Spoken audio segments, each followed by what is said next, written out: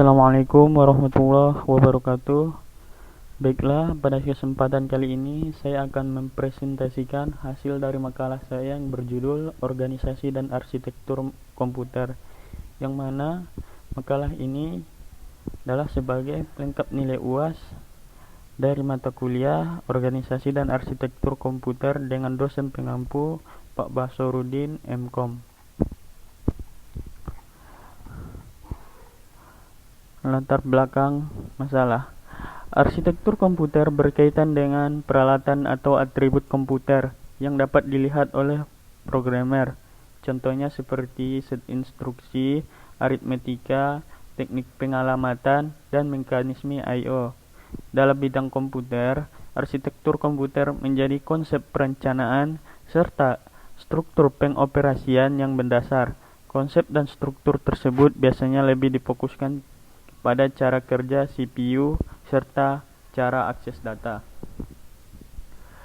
Organisasi komputer membahas bagaimana semua fungsi-fungsi komputer tersebut dapat diimplementasikan. Jadi, organisasi komputer membahas hal-hal yang berkaitan dengan unit-unit operasional dan interkoneksinya yang merealisasikan spesifikasi arsitektural. Dengan kata lain, organisasi komputer membahas masalah-masalah yang berkaitan dengan struktur komputer. Rumusan masalah. 1. Apa itu komputer? 2. Apakah yang dimaksud dengan organisasi dan arsitektur komputer? 3. Bagaimana evolusi yang terjadi pada komputer hingga sekarang? Dan apa saja struktur utama dari komputer? Tujuan pembuatan makalah: 1. Untuk mengetahui apa itu komputer. 2. Untuk mengetahui apa itu organisasi dan arsitektur komputer. 3. Menjelaskan tentang evolusi dan kinerja komputer. Dan yang terakhir, menjelaskan tentang struktur komputer. Baiklah, kita masuk saja ke pembahasannya. 2.1 Komputer. Istilah komputer sendiri diambil dari bahasa asing, yaitu to compute, yang mempunyai pengertian menghitung, sementara dalam bahasa lain disebut dengan computare. Secara konsep, dasar komputer adalah perangkat elektronik yang dapat melakukan perhitungan operasi aritmetika. Jadi, apabila kita menemukan perangkat elektronik yang dapat menghitung seperti kalkulator, handphone, dan smartphone dan lain sebagainya, yang bisa mengerjakan perhitungan aritmetika, perangkat tersebut masuk dalam kategori komputer juga. Dari uraian di atas, kita dapat menyimpulkan pengertian komputer adalah sebuah perangkat elektronik yang terdiri dari jutaan komponen yang dapat bekerja sama dan melakukan pekerjaan secara otomatis sesuai dengan instruksi yang diberikan dan kemudian menghasilkan output berupa informasi. Menurut Larry Long dan Nancy, komputer adalah sebuah alat elektronik yang dapat menerjemahkan dan mengeksekusi perintah yang terprogram sebagai input, output, dan perhitungan dan operasi logika.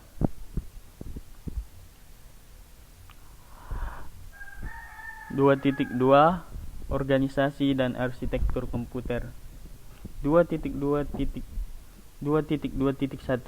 Organisasi komputer. Organisasi komputer adalah bagian yang terkait erat dengan unit-unit operasional dan interkoneksi antar komponen penyusun sistem komputer dalam merealisasikan aspek arsitekturalnya. Contoh aspek operasional adalah teknologi hardware, perangkat antarmuka, teknologi memori, sistem memori, dan sinyal-sinyal kontrol. Arsitektur komputer lebih cenderung pada kajian atribut-atribut sistem komputer yang terkait dengan seorang programmer. Contohnya seperti set instruksi aritmetika yang digunakan teknik pengalamatan mekanisme I/O. Sebagai contoh, apakah suatu komputer perlu memiliki instruksi pengalamatan pada memori merupakan masalah rancangan arsitektural? Apakah instruksi pengalamatan tersebut akan diimplementasikan secara langsung ataukah melalui mekanisme chat atau kajian organisasional?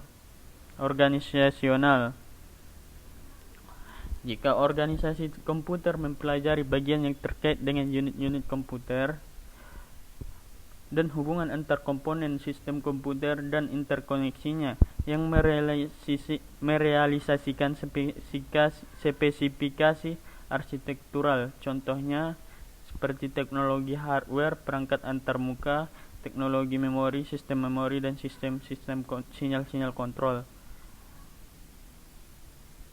Atributnya atau hardware yang terlibat oleh programmer: 1. Kontrol signal, 2. komputer, dan 3. memori teknologi. 2.2.2 Arsitektur komputer lebih cenderung pada kajian atribut sistem-sistem komputer yang terkait dengan seorang programmer. Contohnya instruksi aritmetika yang digunakan, teknik pengalamatan, dan mekanisme I/O. Dalam hal ini, implementasi perencanaan dari masing-masing akan lebih difokuskan, terutama mengenai bagaimana CPU akan bekerja dan mengenai cara pengaksesan data dan alamat dan ke memori, cache, RAM, dan ROM. Beberapa contoh dari arsitektur komputer ini adalah arsitektur von Neumann, CISC, RISC, Blue-Gen, dan lain-lain. Arsitektur komputer juga dapat kita definisikan dan dikategorikan sebagai ilmu dan sekaligus seni mengenai cara interkoneksi komponen-komponen perangkat keras untuk menciptakan sebuah komputer yang memenuhi kebutuhan fungsional, kerja, dan target biayanya. 2.3 Evolusi komputer dari dulu hingga sekarang. Sebagian besar kegiatan yang dilakukan manusia di era modern ini dilakukan menggunakan komputer. Perangkat komputer yang awalnya ditujukan hanya sebagai sarana menunjang pekerjaan, kini sudah menjadi suatu kebutuhan yang wajib dimiliki oleh masyarakat. Sebelum dilengkapi oleh fitur serba canggih seperti sekarang ini, perkembangan komputer diawali dari sebuah inovasi sederhana yang lahir sejak tahun 1800-an. 1. Generasi pertama komputer, yaitu mulai dari tahun 1945 sampai 1955. ENIAC, Electronic Numerical Integrator and Computer. Pada tahun 1946 dirancang dan dibuat oleh John Mauchly dan John Fresher Eckert di Universitas Pennsylvania, yang merupakan komputer digital elektronik untuk kebutuhan umum pertama di dunia. ENIAC dibuat di bawah lembaga Army Ballistic Research Laboratory atau BRL, sebuah badan yang bertanggung jawab dalam pembuatan jarak dan tabel lintasan peluru kendali senjata baru. Sebelumnya, tugas ini dilakukan oleh kurang lebih 200 personil dengan menggunakan kalkulator untuk menyelesaikan persamaan matematis peluru kendali yang memakan waktu lama.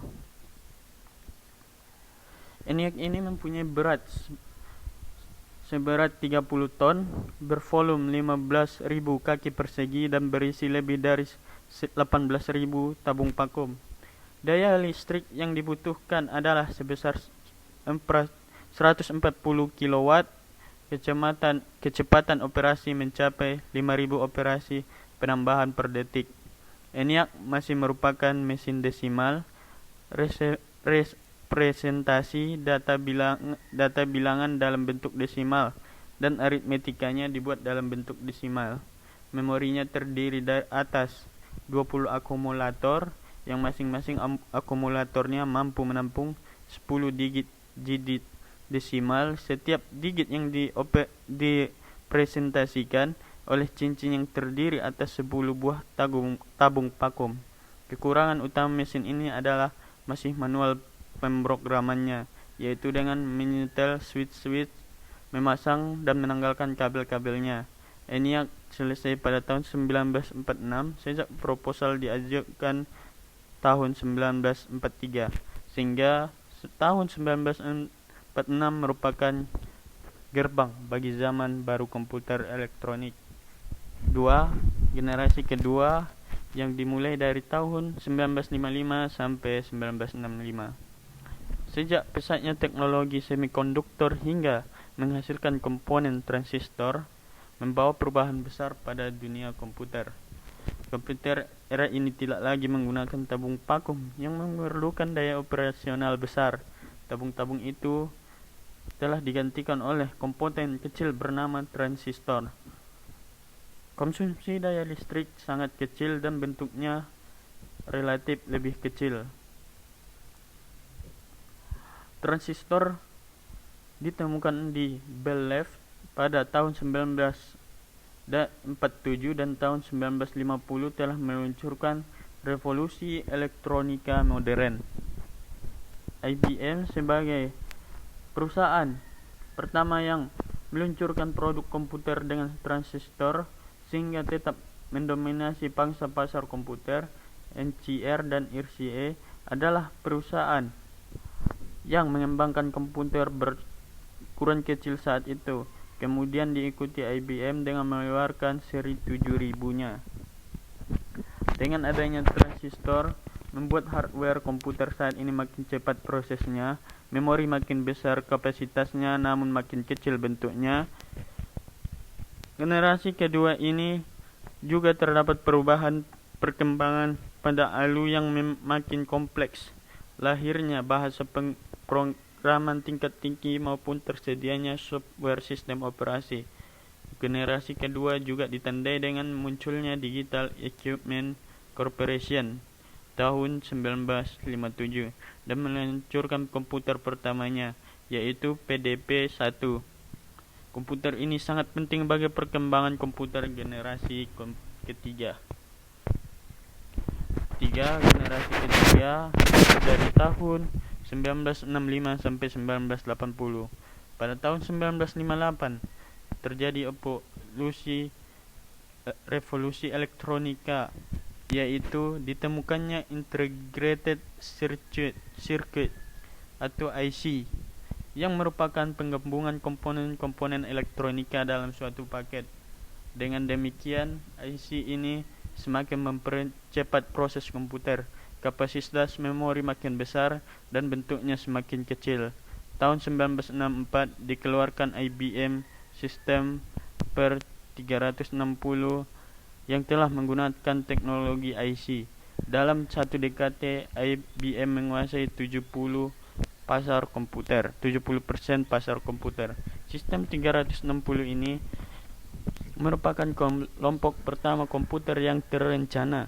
Banyak model dalam arsitektur 360 ini dan saling kompatibel. Hal ini sangat menguntungkan konsumen karena konsumen dapat menyesuaikan dengan kebutuhan maupun harganya. Pengembangan atau upgrading dimungkinkan dalam komputer ini. Karakteristik komputer ini adalah satu, instruksi mirip atau identik. Dalam kelompok komputer ini berbagai model dikeluarkan menggunakan set instruksi yang sama sehingga mendukung kompatibilitas sistem maupun perangkat kerasnya. Yang kedua, sistem operasi mirip atau identik ini merupakan fitur yang menguntungkan konsumen sehingga apabila kebutuhan menuntut penggantian komputer, tidak kesulitan dalam sistem operasinya karena sama. Yang ketiga, kecepatan yang meningkat. Model-model yang ditawarkan mulai dari kecepatan rendah sampai kecepatan tinggi untuk penggunaan yang dapat disesuaikan konsumen sendiri. 4. Ukuran memori yang lebih besar. Semakin tinggi modelnya akan diperoleh semakin besar memori yang digunakan. 5. Harga yang meningkat. Semakin tinggi modelnya, maka harganya semakin mahal. 4. Generasi keempat, yaitu dari tahun 1980 sampai sekarang. Era keempat perkembangan generasi komputer ini ditandai adanya PLCE. Paket PLCE dapat menampung 10.000 lebih komponen per kepingnya dengan kecepatan operasi mencapai 100 juta operasi per detiknya. Masa-masa ini awal dengan peluncuran mikroprosesor Intel seri 4004. Mikroprosesor 4004 dapat menambahkan dua bilangan 4 bit dan hanya dapat mengalihkan dengan cara pengulangan penambahan. Memang masih primitif, namun mikroprosesor ini tonggak perkembangan mikroprosesor canggih saat ini. Tidak ada ukuran pasti dalam melihat mikroprosesor, namun ukuran terbaik adalah lebar bus data, yaitu jumlah bit data yang dapat dikirim dan diterima mikroprosesor. Ukuran lain adalah jumlah bit dalam register. Tahun 1972 diperkenalkan dengan mikroprosesor 8008 yang merupakan mikroprosesor 8 bit. Mikroprosesor ini lebih kompleks instruksinya, tapi lebih cepat prosesnya dari pendahulunya. Kemudian Bell dan HP menciptakan mikroprosesor 32 bit pada 1981, sedangkan Intel baru mengeluarkan tahun 1985 dengan mikroprosesor 8386. 2.4 Struktur utama dari komputer. Struktur utama komputer adalah cara-cara dari setiap komputer yang saling terhubung secara umum. Struktur utama komputer terbagi menjadi 8 bagian, yaitu sebagai berikut. 1. CPU atau Central Unit Processing Unit atau Central Processing Unit adalah perangkat keras atau hardware yang berfungsi sebagai pemroses data utama pada suatu komputer. CPU juga bisa diartikan sebagai hardware yang berfungsi menerima dan melaksanakan perintah dan data dari perangkat lunak atau software. Fungsi CPU adalah menjalankan program yang disimpan dalam memori utama dengan cara mengambil instruksi, menguji instruksi tersebut dan mengeksekusinya satu persatu sesuai dengan alur perintah di dalam CPU. Terdapat 4 komponen utama, yaitu sebagai berikut. 1. ALU atau Arithmetic dan Logic Unit yang bertugas untuk membentuk fungsi-fungsi pengolahan data komputer. 2. Control Unit bertugas mengkontrol operasi CPU dan secara keseluruhan mengkontrol komputer sehingga terjadi sinkronisasi kerjasama antar komponen dalam menjalankan fungsi-fungsi operasinya. 3. Register adalah media penyimpan internal CPU yang digunakan saat pengolahan data. 4. CPU Interconnection adalah interkoneksi dan bus yang menggabungkan komponen internal CPU, yaitu ALU, unit kontrol dan register, dan juga dengan bus-bus eksternal CPU yang menghubungkan dengan sistem lainnya.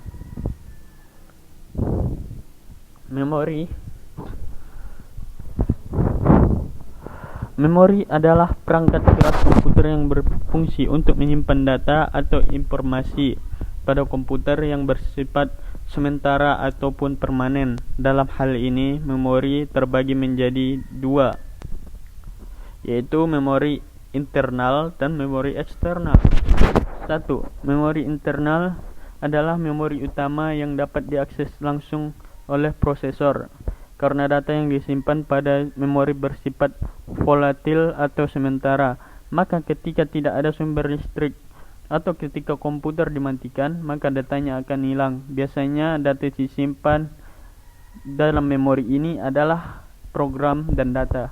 Dua memori eksternal adalah memori tambahan yang berfungsi sebagai tambahan untuk menyimpan data atau program namun bersifat permanen atau non-volatil. Ada beberapa jenis memori eksternal yang sering digunakan, yaitu hard disk, flash disk, floppy disk, dan floppy disk. I/O port. Port I/O adalah suatu port di mana setiap port I/O di bawah kontrol prosesor. Jadi mudahnya port ini adalah port yang sering digunakan untuk memasang perangkat tambahan seperti flash disk atau yang lainnya. Input device. Input device atau perangkat masukan adalah hardware yang digunakan untuk memasukkan suatu data atau perintah ke dalam sistem komputer. Perangkat keras ini tidak dapat bekerja sesuai dengan fungsinya tanpa adanya software pendukung. Perlu diketahui perangkat input ini terbagi dua jenis, yaitu perangkat input langsung adalah perangkat input komputer yang bisa langsung diproses atau digunakan tanpa adanya konfigurasi terlebih dahulu. Dalam hal ini, contoh perangkat input langsung adalah mouse dan keyboard. Dua perangkat input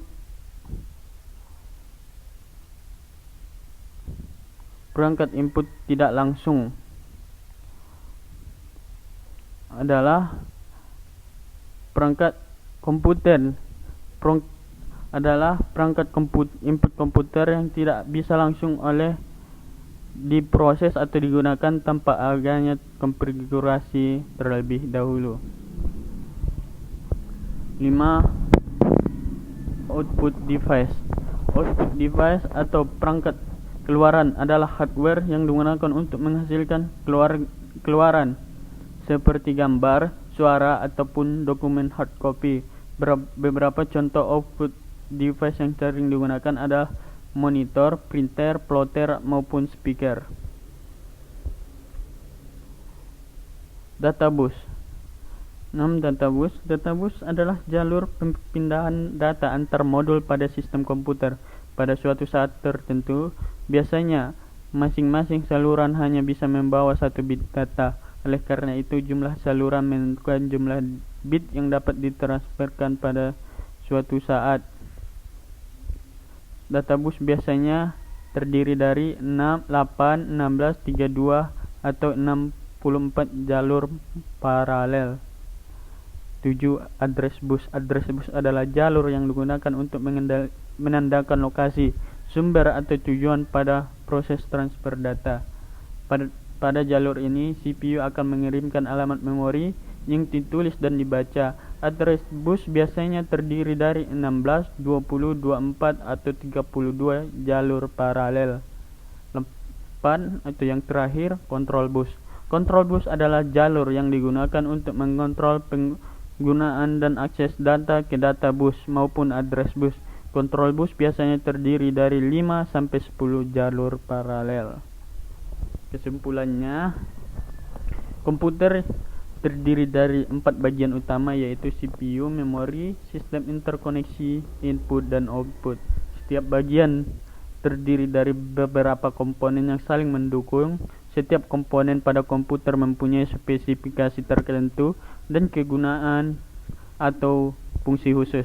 Evolusi komputer ditandai dengan peningkatan kecepatan prosesor, pengurangan ukuran komponen, peningkatan kapasitas memori, dan peningkatan kapasitas dan kecepatan I/O. Satu faktor yang berpengaruh besar dalam hal peningkatan kecepatan prosesor adalah dengan penyusutan ukuran komponen prosesor mikro.